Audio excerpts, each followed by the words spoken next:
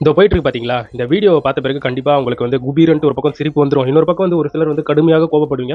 ஏன்னா இதுல எல்லாமா பிராங்க் பண்ணுவீங்க அப்படின்ற மாதிரி கேட்டு நீங்க செமையா கோவப்படுவீங்க. ஆக்சுவலா என்ன நடந்திருக்குன்னா, ஸோ மேல படுத்துட்டு இருக்காரு பாத்தீங்களா பெட்ல, அந்த நபருடைய ஃப்ரெண்ட்ஸ் ஒரு சிலர் வந்து சேர்ந்து, ஸோ அவருக்கு வந்து இந்த ஆப்ரேஷன் பண்ணும்போது ட்ரெஸ் எல்லாம் போட்டு விடுவாங்க பாத்தீங்களா, அது போன்ற ட்ரெஸ் எல்லாம் போட்டு விட்டு, ஸோ அவருக்கு வந்து ஏதோ ஒரு ஹார்ட் சம்பந்தப்பட்ட ஒரு ஆப்ரேஷன் செய்யற மாதிரியான விஷயங்கள், ஒரு பொம்மை ஹார்ட் எல்லாம் வச்சு அவன் பக்கத்துல அதை அப்படியே ஒரு மாதிரியா பண்றதுக்குள்ள ஏந்து பயங்கரமா பயந்து போயிடுறான். இது பார்க்கும்போதே முழுக்க முழுக்க தெரியுது இவங்க ஏதோ ஒரு ஃபன் எலிமெண்ட்டுக்காக இவங்க ட்ரை பண்ணிட்டு இருக்காங்கன்றது.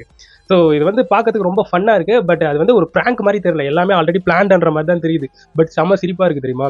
ஸோ அவங்களுடைய ஃப்ரெண்ட்ஸு, ஸோ அந்த நண்பர் செய்யக்கூடிய அந்த ரியாக்ஷனு எல்லாமே பார்க்கறதுக்கு வந்து பயங்கர சிரிப்பை வந்து ஏற்படுத்தி விடுது. அதே சமயத்தில் ஒரு சிலர் வந்து என்னடா இழவு இது, இப்படியெல்லாடா பிராங்க் பண்ணுவீங்க அப்படின்ற மாதிரியான விஷயங்கள் சொல்லி கமெண்ட் பண்ணிட்டு வராங்க. இந்த போயிட்டு இருக்கு பார்த்தீங்களா, அந்த வீடியோவில் வந்து ஒரு நபர் வந்து ஹே பத்தியா நான் வந்தாவா எவ்வளோ ஒரு பெரிய கார்லேருந்து இறங்குறேன் பத்தியா கோட்டு சூட்டோட அப்படின்ற விஷயத்த ஒரு வீடியோவாக பதிவு பண்ணி சோசியல் மீடியாவில் போட்டு கெத்து காமிக்கணும்னு நினைச்சாரு வேணுமோ. ஆக்சுவலாக என்ன நடந்திருக்குன்னா, அதாவது அவர் வந்து ஒரு வாடகை காரை வந்து வாங்கியிருக்காரு, ரொம்ப லக்ஸூரியஸான காரு.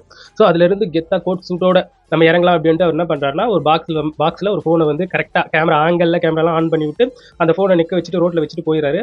காருக்குள்ளே ஏறி அவருடைய கோட்டெல்லாம் கையில் போட்டுக்கிட்டு சும்மா கெத்தா அப்படியே படையப்பா மாதிரி இறங்கி கீழே நடந்து வராரு. அந்த சமயத்தில் வந்து இன்னொரு காருக்காரன் அதை கொஞ்சம் கூட பார்க்காம மதிக்காம அந்த ஃபோனை சதறமாக ஏற்றிட்டு போகிறான். உண்மையாக அந்த காருக்காரனுக்கு இந்த இடத்துல வந்து அப்ரிஷியேட்டுங்க.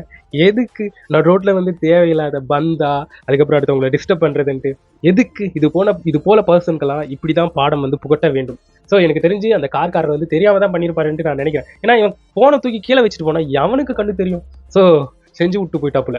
ஸோ உங்களுடைய கமெண்ட்ஸை என்னுடைய கமெண்ட் செக்ஷனில் பதிவு பண்ணிட்டு போயிடுங்க.